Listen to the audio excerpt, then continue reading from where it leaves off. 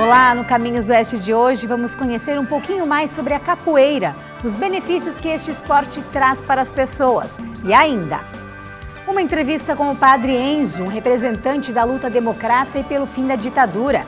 Você vai conhecer uma jovem que estudou e ficou no campo ajudando na propriedade rural dos pais. Em Foz do Iguaçu, um museu com vários tipos de radioamadores e uma receita chinesa, arroz frito, no quadro Sabores do Oeste. Eu volto em instantes com as reportagens.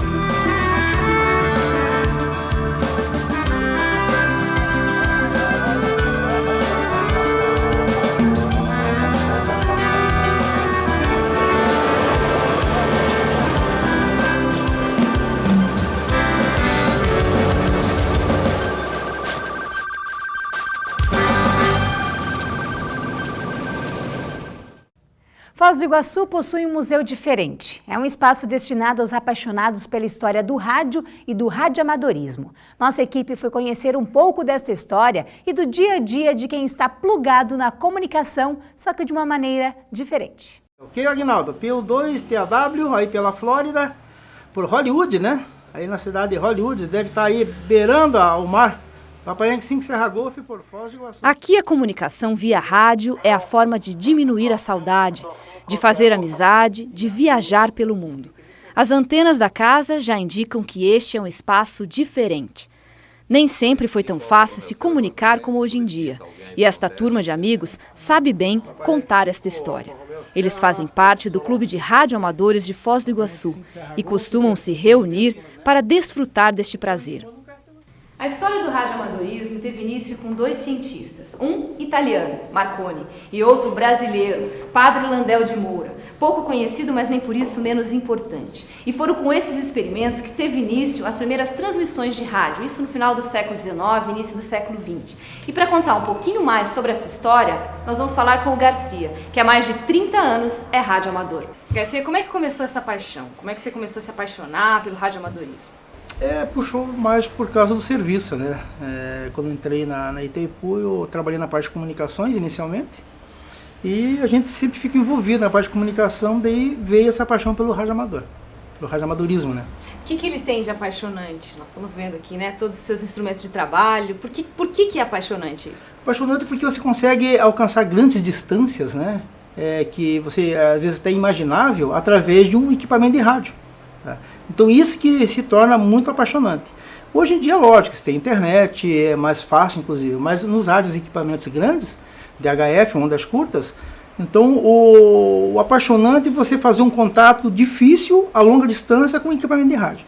E como é que foi essa descoberta para você? Que você falou da questão do teu trabalho, né? Que já facilitou esse caminho. Como é que você foi descobrindo essa paixão? Inicialmente a gente começou pela faixa do cidadão, né? Que é um equipamento de uma onda, de uma frequência somente, né?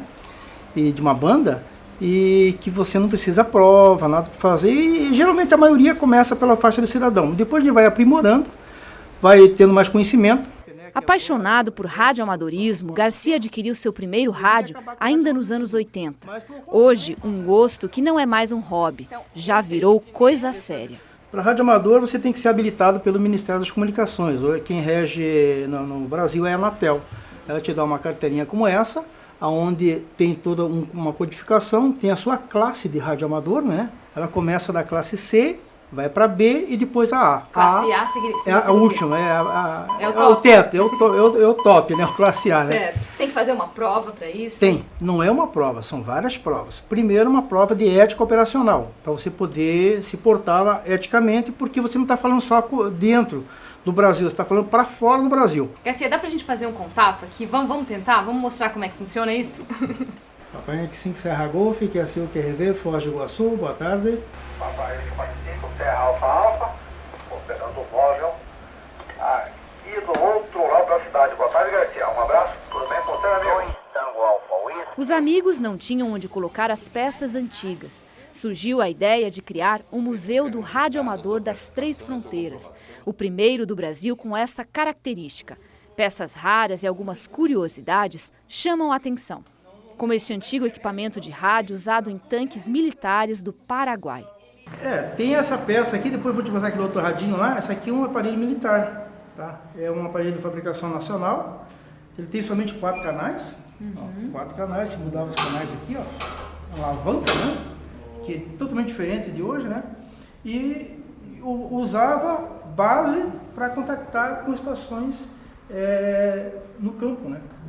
Através daqueles HTs ali. E aí foi modernizando? Foi modernizando. Esse aqui também é outro para a fabricação brasileira, militar também. Até porque muitos radioamadores antigamente eram militares, não é? Alguns eram militares. E falava-se também através desse aqui, ó. Nossa. Esse era um aparelhinho, né, que falava essa mesma frequência ali, ó. Era um portátil, né? Falava o tempo da guerra. Que interessante. E esse rádio que era ali atrás, é um rádio de ondas curtas, né? Esse aqui. É um rádio para carro valvulado. Nossa. Só a AM é um rádio bem antigo, né? Se ligava o rádio e depois de algum tempo que começava a aquecer as válvulas e começava a vir algum ruído, né? E essa peça aqui foi encontrada onde? Estava num galinheiro em Ponta Grossa. Nossa! No espaço é possível reviver a história do rádio e do radioamadorismo. As peças vêm do Brasil, da Argentina, do Paraguai. É o primeiro museu internacional de radioamadorismo. O espaço é procurado por estudantes e curiosos que querem conhecer como funciona este tipo de comunicação. Papa Yankee 5, Alfa Romeo Sierra, pela frequência, solicita o companheiro para um teste. A partir do momento que você mantém contatos internacionais com pessoas que você nunca viu, mas que você, através do rádio, você consegue manter um conhecimento e uma amizade, então isso só engrandece a pessoa no seu conhecimento e o radioamadorismo em si, pela possibilidade desses contatos.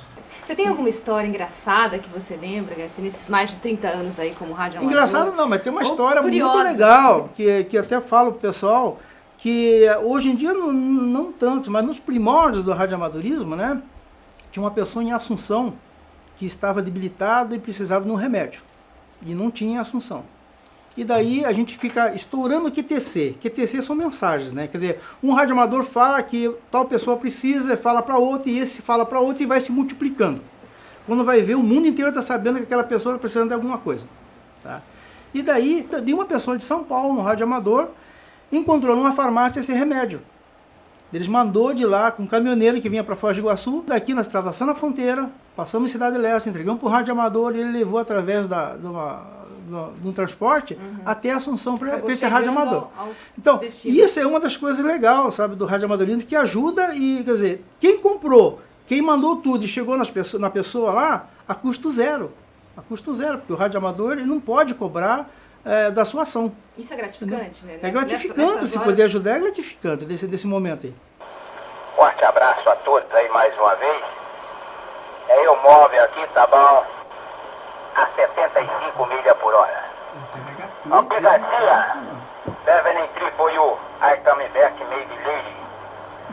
Vê se você compreendeu por aí, Garcia. Papa Uniforme 2, Tango Alfa Whisky. DY5 Serra Golf. O museu fica na Avenida Silvio Américo Sasdelli, 2843, Jardim Lancaster. O telefone para contato é 45-3025-283 e é só falar com Luiz Garcia. A seguir, Padre Enzo relembra os 31 anos da Lei da Anistia e os jovens que estudam, mas continuam no campo, administrando as propriedades rurais. Até já!